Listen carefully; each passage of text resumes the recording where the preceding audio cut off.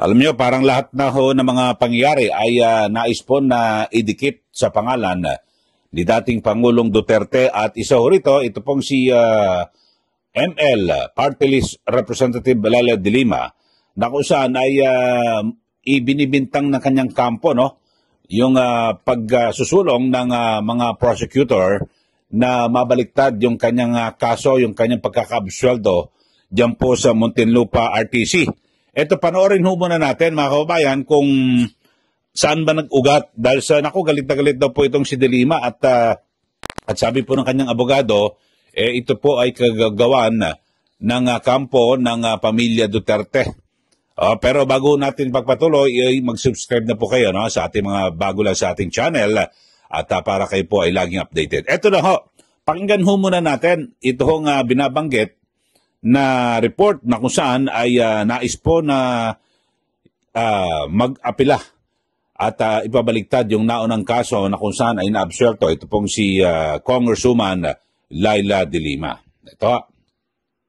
Motion for reconsideration o apila ang panel of prosecutors ng Department of Justice o DOJ sa Regional Trial Court Branch 204 ng Muntinlupa City. Kaugnay ito sa pinakabagong desisyon ng mababang hukuman na pagpapawalang sala o pag-acquit kina dating Senador Leila de Lima at Ronnie Dayan sa kasong may kinalaman sa illegal drug trade sa New Bilibid Prison. Ito ang kaso na ni-remand o ibinalik ng Court of Appeals sa Muntinlupa RTC.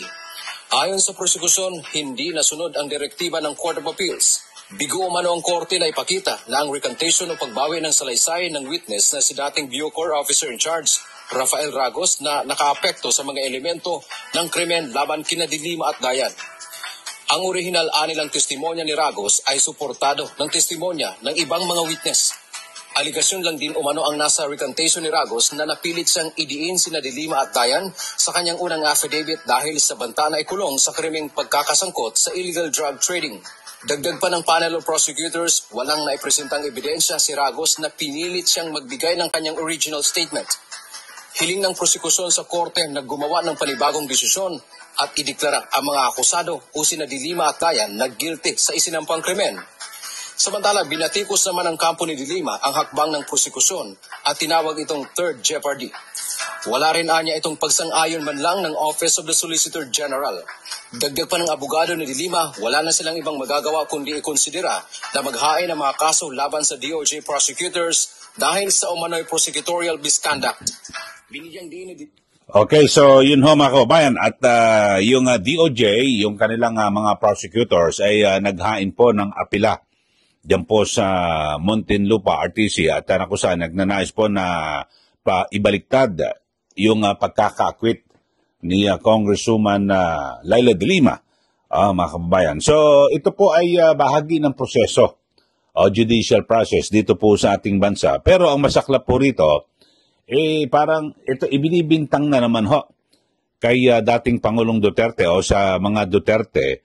At sabi po ng kanyang abogado ay talagang nananatili raw po, no, yung pagnanais na talagang pabagsakin, patahimikin ito pong si Congresswoman Leila de Lima, lalo't pat ngayon nakalaya at siya po'y magsisilbing prosecutor naman sa impeachment trial ni VP Sara Duterte. Pero alam niyo ho, 3 taon na po nawala sa pwesto ito pong si dating Pangulong Duterte at sa katunayan ngayon po ay nandun siya nakakulong sa ICC sa The Hague, the Netherlands. At di ba, anong masasabi mo na may impluwensya siya may mga report nga na parang ginigipit nga ho sila ngayon ng kasalukuyang administrasyon, di po ba? So, masyadong ang parang ang naratibo ho ngayon ay lahat po ng mga pangyayari ay ididikit po sa mga Duterte. O ito, pakinggan ho natin yung abogado ni Congresswoman Leila de Lima. Ito Kataong ito, sobra-sobra sila. At napipilitan na kaming pag-aralan ang pwedeng i-file na kaso dito sa panel of prosecutors na ito. Nagkataon pa na si Congressman-elect Leila de Lima, isang prosecutor doon sa impeachment trial at siguradong at Congressman-elect na siya ngayon. No? So hanggang ngayon, sinusubukan pa rin patahimikin ng Davao Mafia, ng Davao Group at ng mga Duterte, si Leila de Lima. Ano ba talagang kinakatakot nila kay Leila de Lima?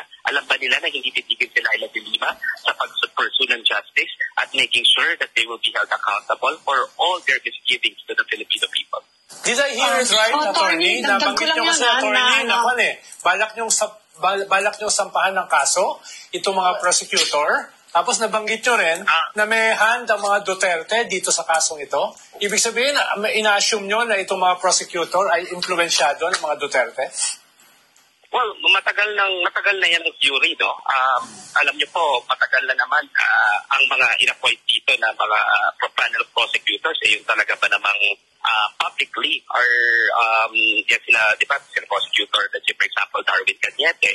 Ito yung mga publicly vloggers pa nga ito na nagsusupport kay Rodrigo Duterte, no? So, malinaw sa amin na ito ay continuously persecution ni Laila de Lima ng Duterte group, no?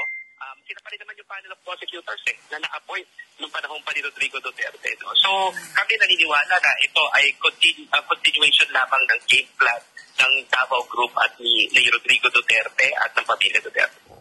Okay, so yun po ang pahayag ng abogado ni Congresswoman Laila de Lima. So parang lahat na po ng mga mangyayari at kapag hindi po papabor sa kanila ay ibibintang po sa mga Duterte. 3 taon na hong wala si dating Pangulong Duterte sa pwesto. At ang pinakamatinding ho dyan, mga kawan, baka pwede mo sabihin na meron siyang kinalaman dyan. Kung sila po ay mahigpit pang kaalyado ngayon ng Marcos administration, pero wala ho Di po ba? Sila nga po ay magkatunggali na ho ngayon sa politika. Diba? Sa nakarang 2025 elections, diba, tinapatan po ni dating Pangulong Duterte at VP Sara Duterte yung mga kandidato ni Pangulong Marcos Jr., yung alyansa. Diba? Talagang naghiwalay na po ang landas. Pero sa ngayon ay nang maghahain ng itong motion ang DOJ prosecutors dyan po sa Muntinlupa City para baliktarin ho. At wag dapat na i-acquit, i-absuelto ito pong si Congresswoman Laila de Lima sa kanyang kaso, agad na ipinagbibintangan yung mga Duterte. So, ako naman ang pinakamainam ho na gawin ng kampo ho ni Congresswoman Laila de Lima at kung siya naman po ay naniniwala sa umiiral na sistema ng hustisya dito po sa ating bansa, mag-file na lang ho sila ng sagot dito po sa motion na ito, diyan po sa RTC at kanilang panindigan na mali yung motion ng DOJ prosecutors at dapat lamang na ipagpatuloy ang pagkakaabsuelto ng dating senador na ngayon po ay kongresista. Diba? So yun po ang tamang proseso. Sa media ho sila ngayon nag-iingay, umaatungal at sinasabi, ang kanyang basihan ay tsuri. Narinig niyo ho kanina.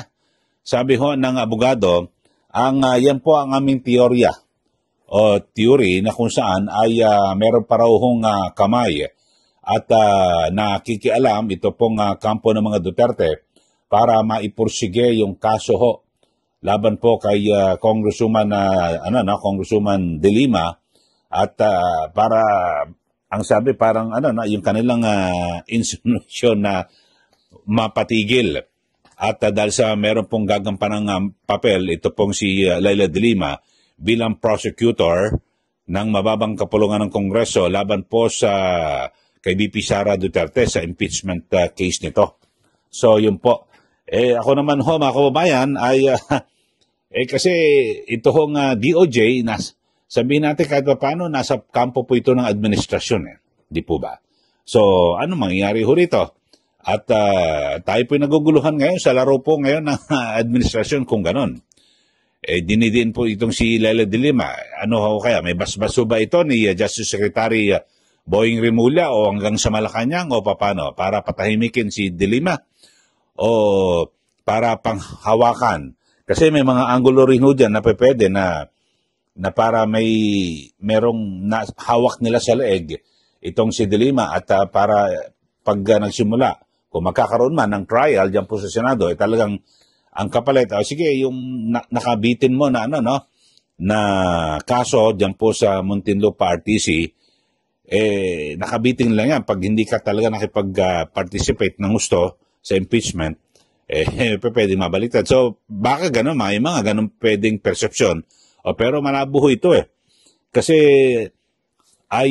ito ho mga kababayan, maganda ho talaga. Ang pinakamainam na gawin ho rito, sagutin na lang ho.